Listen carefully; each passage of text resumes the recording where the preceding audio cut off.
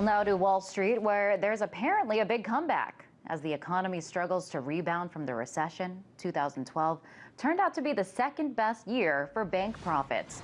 This chart you see here really puts it into perspective. You can see bank profits steadily increase until it hits a record high in 2008. And that's when it all literally goes downhill and the economy plummets into a recession. But you see in 2012, the banks are almost back to the record profits they hit before the recession, raking in $141 billion. Also at a record high, Wall Street bonuses. They're reportedly expected to rise 8% to $20 billion. Well, this is all wonderful for Wall Street, but what about the rest of the country? To discuss, I'm joined now by Peter Schiff, president of Euro Pacific Capital. Hi, Peter. So it's the second, doing great, thanks, second best year for the big banks. Great for Wall Street, but is it a great sign for the economy as a whole? Well, you know, it's good to be a banker, especially if you have Ben Bernanke at the Federal Reserve. The Fed's policy is to try to revive the economy by inflating the markets. That's great if you're a banker because you benefit on several fronts. The markets are more vibrant, so you can make more money speculating, but also it's cheaper to borrow, and that's a lot of the source of the speculation. So the banks are doing really well under this environment.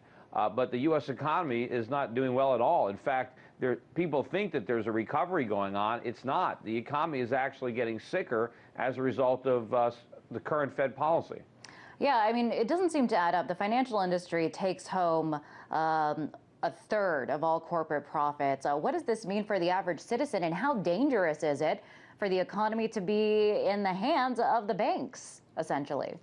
Well, it's very dangerous that the government, through monetary and fiscal policy, is funneling such a large percentage of our resources into the financial sector. And it's not just the financial sector. Look at government. You know, it pays to be in government. Look at the salaries of the bureaucrats and the lobbyists in Washington, D.C.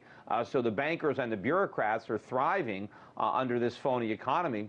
But average Americans working on Main Street or not working because they can't get jobs because the resources necessary to employ them are in Washington, D.C. or in New York City, it's not doing well. And eventually, of course, this whole phony economy that the Fed has created is going to come collapsing down. And in the long run, the bankers are going to lose money. Hopefully, we don't have another round of bailouts. But in the meantime, they're getting rich as the economy suffers. Yeah, getting rich. By that, we mean Wall Street bonuses rise to $20 billion most recently at a time that the economy is shrinking. Peter, how does that add up?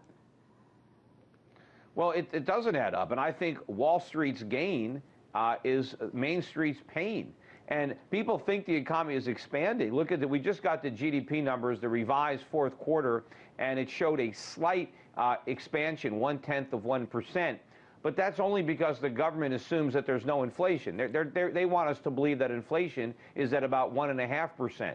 Inflation, in my opinion, is at least 5%, if not quite a bit more. But even if inflation is only 3%, that means the U.S. economy is contracting, and which makes a lot of sense to me. I mean, the reason that it doesn't feel like a recovery for most people is because it's not. It's still a recession.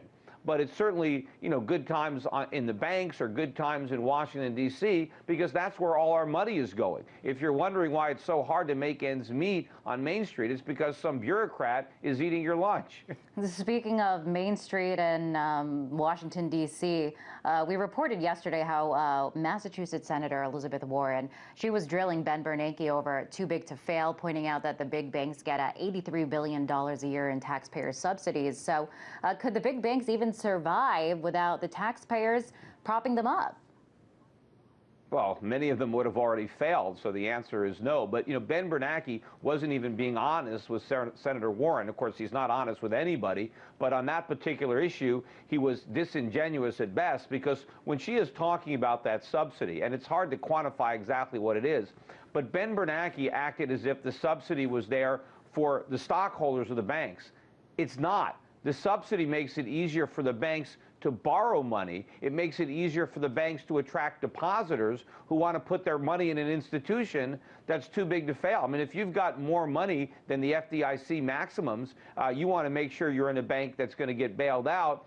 You don't want to take your chances on a smaller bank. And so that does give the big banks an unfair advantage to attract customers and to borrow money. And even if the banks fail, the depositors are still going to get bailed out. The secured creditors are still going to get bailed out. And Ben Bernanke, was oblivious to that. He focused on the stockholders, but that's not where the subsidy is most important. It's with attracting capital through lenders and through depositors, and it is an unfair advantage. Personally, I keep a lot of my money in Bank of America, even though I believe that they're insolvent. And if it wasn't for this too big to fail, I wouldn't have a dime of my money there. But now the problem is a much sounder, smaller institution doesn't get my business. And now when Bank of America potentially fails, the taxpayers are going to have to bail me out. Whereas if the government didn't have that guarantee, I never would have put my money in harm's way in the first place. Certainly didn't get any clear answers from Mr. Bernanke yesterday, or convincing answers. But, the argument that you do hear is that shutting down these big banks would be disastrous to the economy, and that these guys that had these banks are the only ones with the special knowledge to run them, and that's why their bonuses are justified. Is that all a fair argument? Yeah.